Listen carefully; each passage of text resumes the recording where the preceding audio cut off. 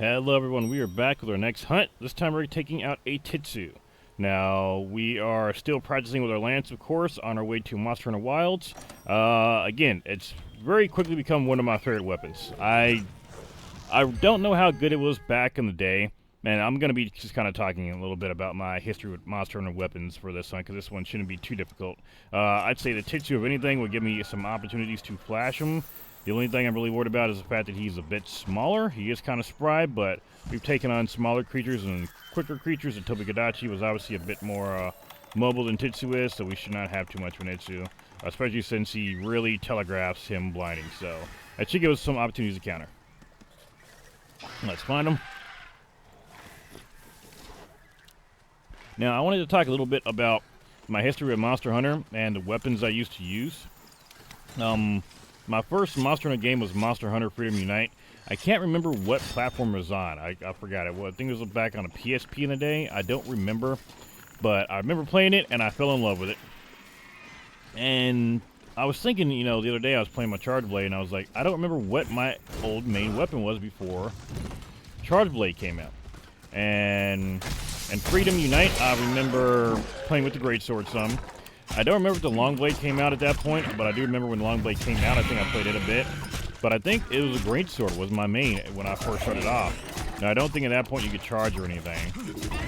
But even then, even though the Greatsword was technically my main, I definitely remember using the Dual Blades a lot and the Sword and Shield a lot, too. In fact, when I was fighting Xiao Long, the huge-ass Elder Dragon, the long one, it would just be...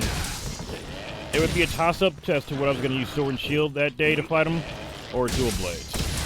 I gotta do all low attacks on this one. Now I don't remember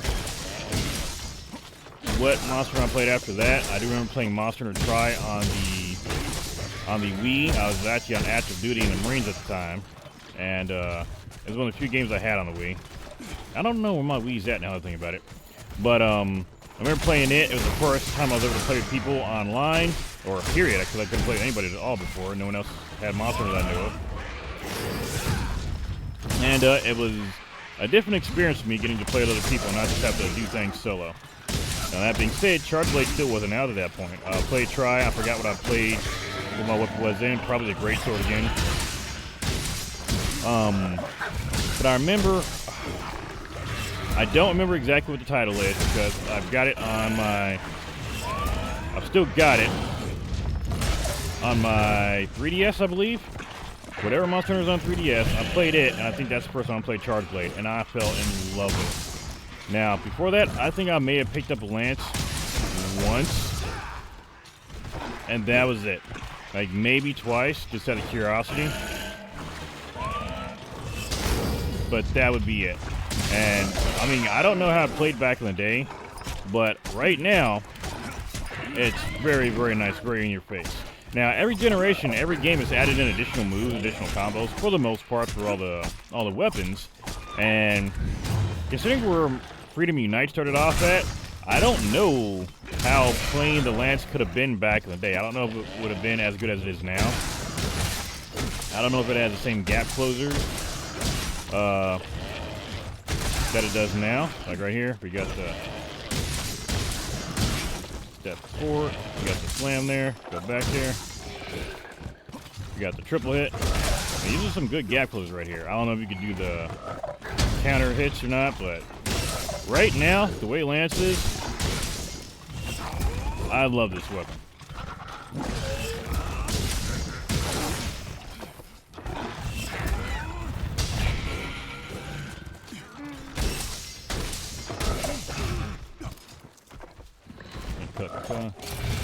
Got him!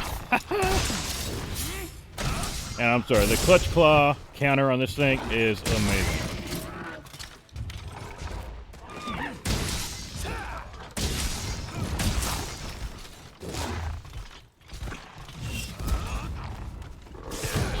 Yeah, you're not flashing anybody, guy. Oh! Swing and a miss.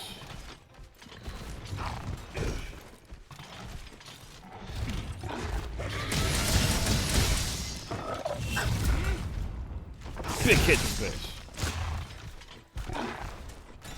I don't think I can Clutch Claw for that. Yeah, I don't think so. this could actually hit me.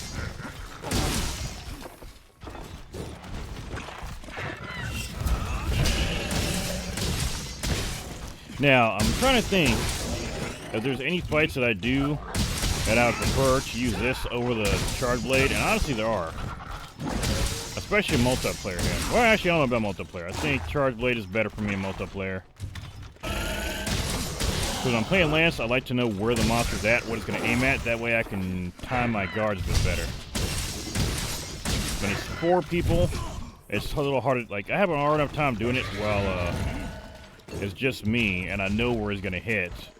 So with 4 or 3 other players, it can be a little bit harder to get those guards up. So I think for multiplayer, Charge Blade's still going to be where it's at. And, I mean, really, it's still my stomping around weapon, but if there's a situation where I really need to be defensive, I don't necessarily just have to play defensive with my Charge Blade anymore. I can just pull out the Lance.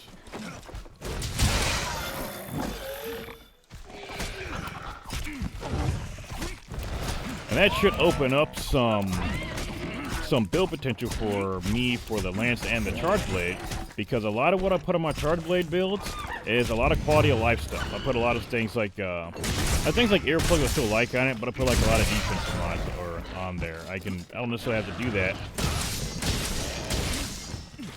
with 2 weapons. I just have a Lance ready if I need to get defensive. And most of the time I should know what I'm fighting anyway. So outside the story, I don't think there's going to be too many surprises.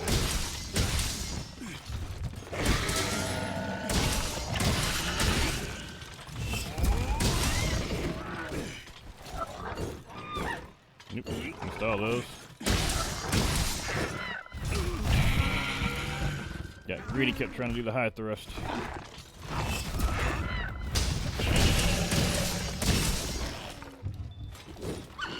Nope, he's ready to go. Right. I'm sitting here talking and beating this thing. Oh, okay. I don't know if I can flash this guy, actually. I don't remember.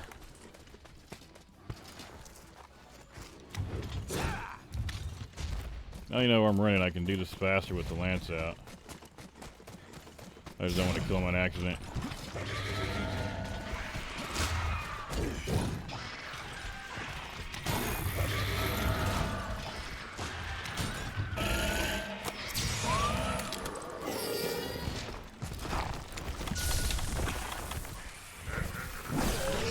Alright, good night, buddy. Alright, so that was a Tzitzi. That was a pretty easy hunt. I'm getting better. I'm definitely feeling a lot more comfortable with this. I was having issues talking and fighting at the same time before, and now I'm giving rundowns of my Monster Hunter history now. So that's going to do it for this hunt. The next one after this, I'm going to be doing this in real life, like in real time. I'm doing the Anjanast next, but for you guys it'll be the next day. But I'll be doing the Anjanast next, and then that's going to be a milestone for me. I'm going to be going after an Apex Predator, so it's, well, one of the Apex Predators. I don't know if it's the Apex of the area, but regardless, I'm taking out a bigger monster. It should be pretty damn fun, so thank you all for coming by. I will see you all on the next hunt.